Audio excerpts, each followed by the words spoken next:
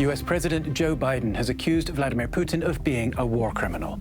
Deliberately attacking civilian targets is a war crime, but amateur videos have shown direct hits on civilian targets from the beginning. Our journalist Pauline Chubar has been looking at videos from the Ukrainian city of Kharkiv. Как вы наблюдаете, мой 5-й этаж. Все, что под ним, все пизда. Since the beginning of Russia's invasion, videos of bombed apartment buildings have flooded Telegram channels in Ukraine. Честно, я иногда смотрю, я не могу понять, какая это часть города, потому что вообще ты не можешь узнать эти дома. Они настолько разрушены. Maria and Alla lived their whole lives in Kharkiv in eastern Ukraine, 35 kilometers from the Russian border. They fled the city with their children in early March after spending 6 days under bombardment. Kharkiv has been one of the hardest hit cities since the beginning. Все началось, мы проснулись все с утра от взрывов. 6 дней мы сидели в погребе, слышали, как стенки ходили ходуном. Когда полетели самолеты, конечно, мы поняли, что нам нужно отсюда выбираться, потому что надо спасать детей, вывозить, потому что The Russian Defense Ministry insisted that its forces were striking only strategic military targets, not civilians. But in Kharkiv, amateur videos showed dozens of direct hits on residential buildings. This video was published on Telegram on February 26th. It was filmed in the Saltovka neighborhood in the northeast of Kharkiv. You can see the same area on Google Street View with the same buildings and the same trees. In the video, cars are in the street, people walking on the sidewalks. Another video was filmed at the same spot. You see 2 bodies on the ground. Ukrainian authorities said 2 people died in this airstrike. The strike hit the middle of a residential neighborhood. The nearest known military target is a Ukrainian base more than 3 kilometers to the northeast.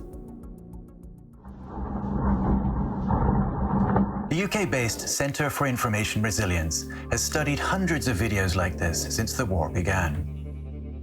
They show residential buildings torn apart, schools destroyed, markets hit, and rocket casings in city streets. As of March 22nd, 267 videos from Kharkiv showed damage to civilian facilities. 14 showed civilians killed or injured. The engine casings found in Kharkiv can give us an idea of the direction the rockets were fired from. Rockets fired by Smerch launchers fly in an almost straight line. You can gauge the direction they came from by studying images of them after they hit the ground. Let's take another look at the casing that hit the playground. There was another photo taken from a different angle. The earth thrown up in front of the rocket and the debris from the impact show the rocket was traveling parallel with the pavement. A satellite image from Bing Maps shows the same pavement running from the southwest to the northeast. The next day, another video showed multiple explosions over a commercial area on the northeastern edge of the city. Explosions consistent with the use of cluster bombs. An engine casing was found further southwest. We drew a line from the engine casing to the strike zone to figure out its trajectory. This rocket too came from northeast of the city. 9 M55 rockets have a range of between 20 and 70 kilometers, indicating that they were coming from the Russia-Ukrainian border area. Russian troops had been massing on the Russian side of the border for months, before entering Ukrainian territory on February 24th. A Russian convoy was filmed that day in a Ukrainian village near the border.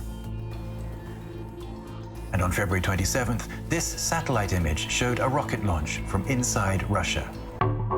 The smoke from the launch casting a shadow on the ground. The image was taken in the Belgorod region, 9 kilometers inside Russia. The smoke is heading toward Kharkiv. The International Criminal Court is examining whether Russia is committing war crimes in Ukraine. constitue donc un crime de guerre, le fait de lancer une attaque contre la population civile ou contre des personnes civiles. Pour pouvoir attaquer, il faut réellement une nécessité militaire. Et la nécessité militaire seule ne suffit pas. C'est-à-dire que l'État belligérant doit prendre en compte les effets collatéraux de l'attaque et voir s'ils sont proportionnés au but militaire recherché. The United Nations had counted at least 636 civilian deaths in Ukraine as of March 15th, but estimates that the total number of dead is much higher. More than 3 million Ukrainians have fled the country for an uncertain future, among them Maria and Alla. Это, конечно, страшно думать, что там остались родственники, бабушка, которая не может ходить, которая пережила Вторую мировую войну, и сейчас им приходится слышать опять эти все авиаудары, эту бомбежку, и это страшно.